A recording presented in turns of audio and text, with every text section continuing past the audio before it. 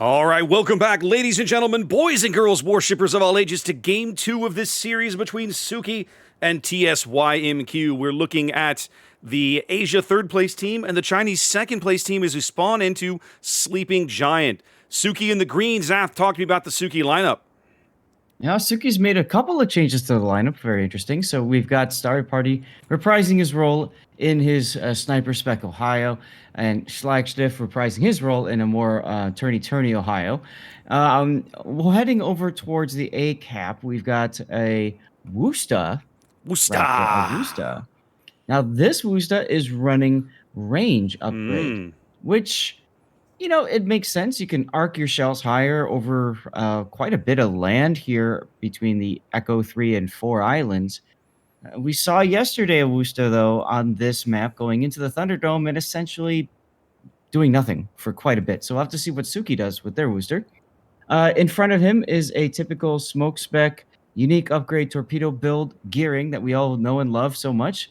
Heading to the middle is Sora's Daring again, about to actually make contact with James's Daring. Heading over to CCAP, we've got Ragnar behind, in front of a 420 Blaze It All Harugumo, a Brisbane that is running Adrenaline Rush and some other fixins, and I believe that covers the lineup. What do we got for TSYMQ, sir? Well, let's start at the B cap here for TSYMQ with a very, very aggressive Minotaur position here early. Harugumo, this is Ku. We saw Ku and Nuli working the C cap last game in Warrior's Path. This time, working the bottom end of B. What's interesting to me is that Suki, other than Sora's Daring, basically not really going for any of this. So we'll see how this shakes out. But yep, so Ku there with the Blaze It build, and Nuoli's Minotaur got a little bit of a pocket of smoke here to play, and actually playing behind the smoke. Very smart. James is Daring, as we saw earlier, more of a gun build. He's got these torpedoes coming in, so they know now there's a destroyer somewhere over there. I'm wondering if that's going to prompt the radar. Would he be in range? He wouldn't. So if they were to spend Nuoli's radar, it would not yet catch Sora. So probably won't bother. Probably save it until they actually need it. Over here on the C flank, again, we're looking at the Harugumo, this time paired up with a Brisbane. That's Yandian. We saw these guys over at the A cap last game on Warrior's Path. There's the radar coming in on Sora now. But right at the extreme edge of it, he easily ducks out of it. He takes a little bit of damage, but, I mean, he knows he's not detected. He's right at the extreme edge of this radar. Talking about taking damage, look at Suki's destroyers north of C. Whoa, what happened there? Torpedoes? Munan took a torpedo, and Plan took a torpedo. Munan's about to take another torpedo. Munan's going to go out right here. The Ragnar's going to take another one. Oh. Wow. Absolute bloodbath for Suki there already. Sora's Daring is weathering the fire fairly well. He's actually working off of Haruka's Moskva radar. They did get the other destroyer. Plan goes down. Wow. But wait, CC takes a torpedo as well and is also radared in the smoke.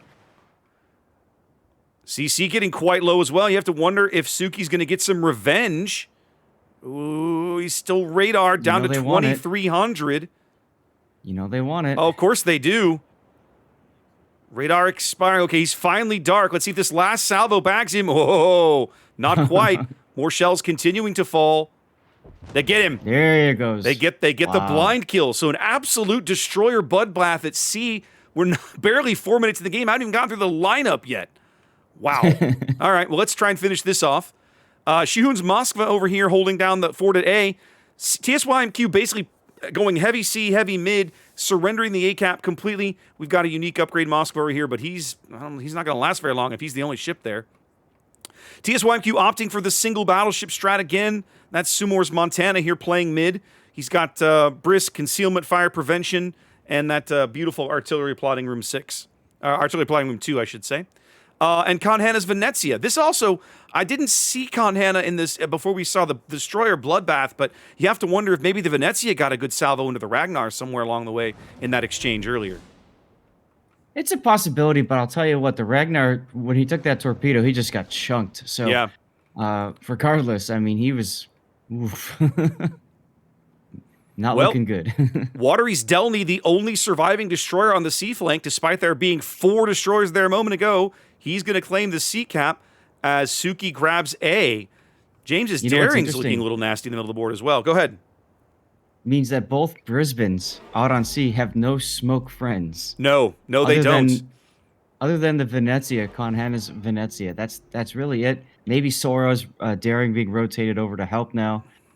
But yeah, what a bloodbath. Well, Suki pushing hard down the 1-2 line here now, trying to put some pressure on Shihun's Moskva as he's actually getting a little bit of backup now from the Minotaur. Ku and Nuoli have now rotated to the to kind of back him up over here, back along the 4 line.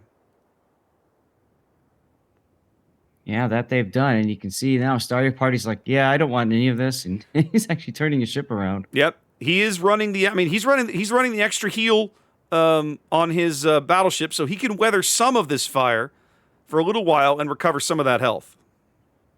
Mm-hmm. Yeah, but I'll tell you, look at all these shells just continually pumped into that. Well, he's that dark Ohio now. and the smoke even. He's actually able to take advantage of the gearing smoke right here, give him a bit of a reprieve. Brilliant smoke work from Amelia. Brilliant smoke work. Although now there's the radar coming up from the Moskva. I was just going to say. Yep. Yep. So the question is, who do you shoot at, Seth? There's 3 high priority targets there. You shoot the gearing. Shihun agrees with you. Nobody else does. Nobody else does. Well, I lied that. I lied. He took 1 salvo at the gearing and then immediately switched to the Ohio, who's now cooking his second heal. Well, then they called all guns on the Ohio, clearly. Yep, I think they want this Ohio kill. They don't want him to get away. But Shihun's also starting to feel the pressure between the Worcester shells, the Ohio shells. Yeah, I think that's a bit of a mistake because, well, as you can see, Starry's got his DCP active. His heal is continuing to go. And as you mentioned, he does have that commander skill where the more damage he takes, the quicker his heal comes available again. So Starry Party's just going to heal back anyway. Just like that, we're even on ships, 7.5 minutes in. Starry's still spotted. He's also starting to get low. Tremendous pressure here on Suki's battleship. Really brilliant reaction from TSYMQ to focus on him, though. His next heal. We'll see. 10 seconds to go. 10 seconds. Can he limp to his next heal? Doesn't look good. He's trying.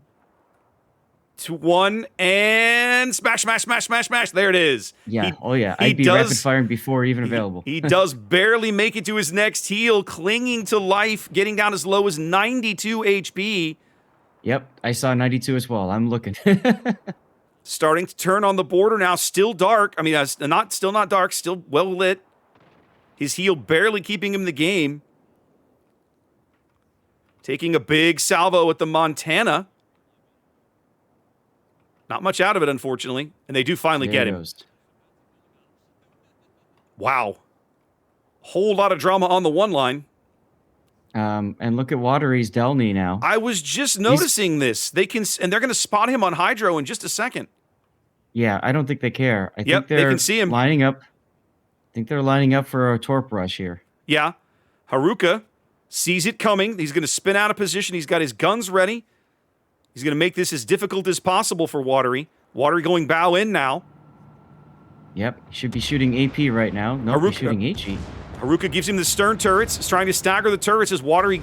There's the Citadel. Yep. Watery guarding his torpedo tubes to make sure they don't get knocked out by that HE fire.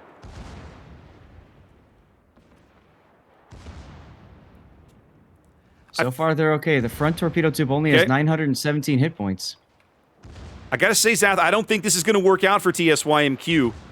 I think even if Haruka takes one of these torpedoes, and I think one is likely, they're going to lose the Delny for not much gain. Now, they are getting some Citadels there. The Montana was ready to take advantage of this. In fact, he lands no torpedoes. None. So now Haruka's going to be able to punch out Watery. Now he's got to get his bow back around before the Montana guns reload. It's very strange. Nope, he's going to go stern in. It looked like the Delny Watery slowed down as soon as he was detected on Hydro, almost like he wanted to confirm, you really want me to do this? And that hesitation gave Haruka enough time to just hit the W key. Yep. And you could see the power of the propulsion module just speeding him up so that he can dodge those torpedoes. Well, great play by Suki's Haruka there. Haruka still in the game. Feels like maybe TSYMQ, bit of a forced error there, throwing away a ship perhaps. But we'll see if they can if they can get Haruka off the board, then it might feel not quite as bad. Well, we got another slap fight going on over at A. Minotaur Harugumo beating up on Tsuki's Wooster. Very uncomfortable there if you're Amelia's gearing. Yeah, but yeah. I mean, he's going to take a torp up the butt here, I think. Oh, yeah, there he goes. Sure is. TSYMQ's aggression paying off here at A. Pushing hard, claiming the cap. They grab the gearing and the Wushta, and there goes Haruka's Moskva. An absolute bloodbath here for Suki in Game 2, Zath. Nothing going their way. Absolutely. It's a TSYMQ coming back and saying, we're not just going to let you 2-0 us here. Nope. A huge lead now for TSYMQ. Over 300 points in climbing. They own C. They'll own A shortly. Conhana takes a big hit there, but I don't think it's going to matter in the end. Sora now is going to get into a bit of a fight over here across the B cap. Yep, and there's radar support coming up from the Brizzy, so James will not be able to use his smoke. James is out of heals. So is Sora. So it just comes down to good old-fashioned gun slap fight. And it's a trade. But some blind fire manages to hit the Montana. Now these daring torpedoes, Zath, these look pretty good. He's going to take a few of these in the stern. 2 there. 1 more in the bow. 1 in the front. Yeah. 2 in the bow. Yeah. So 4 total. Not as many as you would have liked, but down. Still. Yep, still flooding. DCP is down. So double flood probably. Nope. Wow. He's not flooding at all. He's flooding, and he's got 1 flood and a heal, it looks like. Yes, he's healing and flooding. Healing through the flood, baby. Still, there's only 2 surviving Suki ships here. It's taken 12 minutes, and TSYMQ has basically swept Suki from the seas here on Sleeping Giant. Yeah, now it's interesting we didn't see Suki use the same strategy they used against Penta yesterday. They defeated Penta on this map. Okay. Using, actually from the same setup, from up north, and they had with them the, that was the double Marseille and the Orgon. And they just pushed straight down 910. It was a thing of beauty to watch. Makes you wonder if maybe they opted for something different, sort of thinking that, well, it worked against an EU team because they haven't seen it, but maybe the Asia team's a little more prepared for the aggressive strategy. We don't expect this to work. True. And, they've got access to the replays just like all of us. There goes Shikishima. Sumor gets his stern turrets around, and that's that. So they could absolutely look at it and be like, well, okay, we can't use that trick again. Yeah. Here's the part where Slagstiff is going to use those turret traverse upgrades and modules to great effect here to turn and get shots on target just before he dies anyway. I mean, it's all over but the crying here. We know Suki can't win this game with 1 ship against, what, 5, 6? 5. Not going to win a 1v5 here. Not when you're 600 points down and have no cap control. As I like to say when I'm doing replay analysis or even playing the game, it's solo warrior time. That's right. Except you can't earn one in a training room, Zath. Wah, wah, wah, wah. Unfortunate. Conhana trying for maybe we know at least one of his torpedo tubes is already in the water. I was like, is he trying for the ram? I think he's just trying for the ram. I mean, you might as well. But they can't see the Ohio. They have no vision. They're just guessing as to where he's about to proxy spot each other. There we go. Yeah. His plane is off. Oh, his plane is off, so unable to. Khan's gonna try for the ram. Let's see if he can get it. Looks like he's going to. A widespread torpedo would give him insurance too, right here. There it is. Oh, he doesn't. He misses the ram. Does get the torpedoes. Wow. There you go. Yeah, narrow spread though. Better to use widespread there because you don't end up with saturation from torpedoes hitting the same part of the ship. Either way, it doesn't matter. Doesn't really matter. That was a TSYMQ for winning game 2. Wow, that was a bloodbath, Zath. Like, it just started as a bloodbath and didn't really let up, did it? No. That was a very entertaining game. Indeed. Are you not entertained? Well, I'm willing to bet our studio analysts were entertained. Let's throw it back to them and let them chew on this one for a few minutes. Sounds great.